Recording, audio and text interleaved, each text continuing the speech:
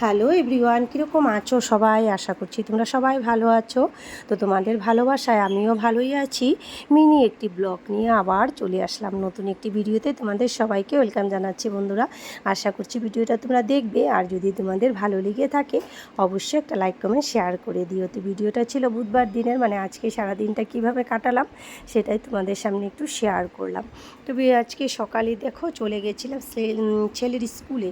তো ওদের parents meeting ছিল। তো আমার বড়মশাইকে বলেছিলাম তুমি যাও, আমার অনেক কাজ আছে।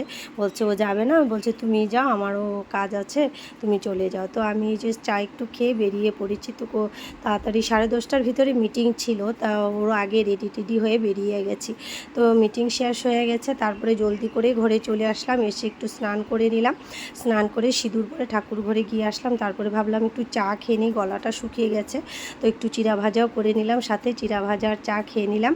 খেয়ে এখন তো রান্না বান্না করব, একটু দেরি হয়ে গেছে। তো মাকে বলেছিলাম মাছটা কেটে রাখতে, তো মাছটা কেটে রেখে দিয়েছে। এদিকে মেশিনে কাপড় দিয়েও রেখে গিয়েছিলাম। তো দেখি কাপড়গুলো ধোয়া হয়ে গেছে, তা কাপড়গুলোকে মেলে দিলাম। মেলে তারপরে যে রান্না বান্নায় চলে আসলাম। তো এনেছিল শাক, ট্যাংরা মাছ, ছোটো মাছ, অনেক চিংড়ি মাছ এনেছে। তো মাগুলো কেটে ধুয়ে রেখে দিয়েছে। আমি এসে চটজটলি করে স্নান টান করে তারপরে যে একটু চা খেয়ে নিলাম। খেয়ে এদিকে রান্নাটাও চাপিয়ে দিলাম। তো শাকগুলোকে কেটে ধুয়ে নেব। এদিকে ভাতের হাঁড়িও চাপিয়ে দিয়েছি, একটু ডালও বসিয়ে দিয়েছি। তো ট্যাংরা মাছগুলোকে আজকে আলু আর বেগুন দিয়ে ঝোল করব, চিংড়ি মাছ দিয়ে একটু পোস্ত দিয়ে বানাবো। তো মা কেটে রেখেছিল মাছটা, তো মাছটা কাটতে লাগেনি আজকে। এসে সবজিটা কেটে নিলাম, শাকটাও কেটে নিলাম, কেটে ধুয়ে পরিষ্কার করে দিয়ে তাড়াতাড়ি করে তরকারিটা বসিয়েও দিয়েছি।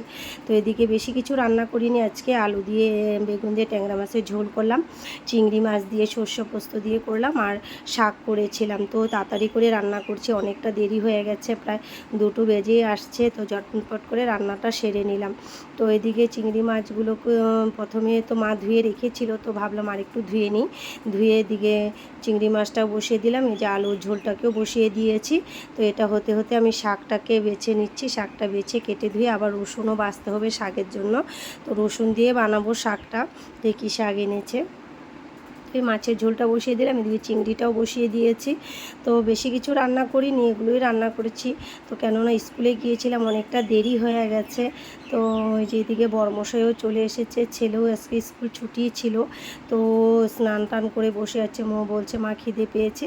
তো সবার লাস্টে ভাতটা মার নিগড়িয়ে নিলাম। তো ভাতও হয়ে গেছে, একটু ধনে পাতা দিয়ে দিয়েছি মাছের তরকারিতে, ভাতটাও নামিয়ে নেব। তো সবাই বসে যাব খেতে একসাথে, সবারই খিদে পেয়ে গেছে। তো এদিকে ভাতও হয়ে গেছে, ভাতটাকেও নামিয়ে নিলাম। ভাতটাকে যে মা নিগড়ে রেখেছি এদিকে সবার জন্য, তারপরে আমি ভাতও বেড়ে নিলাম। তো দুপুরে এই দিয়ে খাওয়া দাওয়া করলাম বন্ধুরা। সবাইকে টাটা বাই বাই। আবার একটি নতুন ভিডিও নিয়ে আবার তোমাদের সামনে হাজির হবো। সবাইকে টাটা, ভালো থেকে।